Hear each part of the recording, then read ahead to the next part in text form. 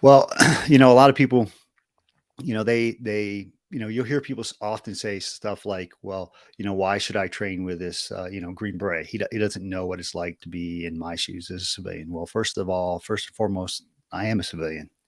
I mean, I have Mhm. the same, rules of engagement per se as anybody else walking in the United States of America. I have no special credentials or anything like that. So, I have to follow the law just like anybody else.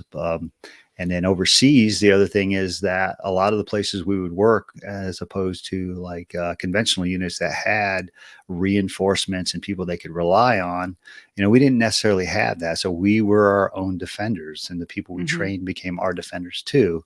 And when you think about that in context of the average citizen, they don't have a QRF either. They are their own defenders. They have to rely on themselves, and that's a lot where the overlap lies. And then especially with the teaching foreigners who, one, don't speak my language, may not have the educational level that the average American has. It makes it that much easier to train American civilians today. Mhm.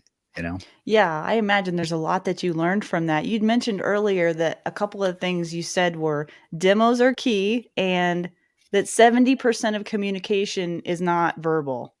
Yeah, yeah. So, I mean, a lot of times people, they don't realize that the communication isn't just written and hearing. I mean, there's inflection and fluctuations. There's hand and arms. You move them around, facial gestures and stuff like that. And a lot of times, like if I had an interpreter that maybe was working with someone else, I could work with a student just through body motions and showing, and maybe a word or two of like, look here, see this, and then Mhm. have them repeat the same thing. And then a good thumbs up, or a positive look on the face is an indicator that they're doing it right. And you learn, when you're doing that when you're teaching somebody else, you learn now to get more eye contact, and then demonstrate a little bit more, because people learn through so many different ways. People learn through Mhm. hearing, through seeing, through touching, tactile.